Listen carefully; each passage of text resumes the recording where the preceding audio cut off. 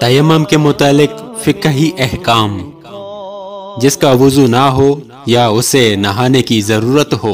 اور پانی پر قدرت نہ ہو یعنی استعمال نہ کر سکتا ہو تو وضو و غسل کی جگہ تیمم کرے۔ اور پانی پر قدرت نہ ہونے کی چند صورتیں ہیں۔ ایسی بیماری کہ وضو و غسل سے اس کے زیادہ ہونے یا دیر میں اچھا ہونے کا صحیح اندیشہ ہو، خواہ یوں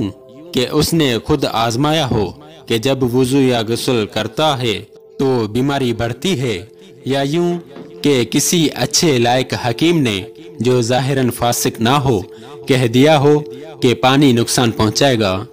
لہذا محض خیال ہی خیال بیماری بڑھنے کا ہو، یا کسی کافر یا فاسق یا معمولی حکیم نے کہہ دیا ہو کہ پانی نقصان پہنچائے گا تو اس کا اعتبار نہیں، لہذا تیمم کرنا جائز نہ ہوگا۔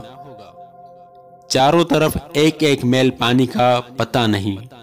اتنی سردی ہو کہ نہانے سے مر جانے یا بیمار ہو جانے کا قوی اندیشہ ہو، اور لحاف وغیرہ کوئی ایسی چیز اس کے پاس نہیں جس سے نہانے کے بعد اوڑھے، نہ آگ ہے جس سے تاپ سکے، یہ جنگل میں ہے اور ڈول رسی نہیں کہ پانی بھرے، درندے یا دشمن کا خوف یا کسی موذی کا صحیح اندیشہ ہو، پیاس کا خوف کہ اگر وضو یا غسل کر لیا تو وہ خود یا اس کا ساتھی پیاسا رہ جائے گا، اور پانی کا دور تک پتہ نہیں، پانی کا گراں مہنگا ہونا یعنی جو قیمت ہونی چاہیے اس سے دونا مانگتا ہے، یہ گمان کہ پانی تلاش کرنے میں ساتھی بچھڑ جائیں گے یا ریل چھوٹ جائے گی،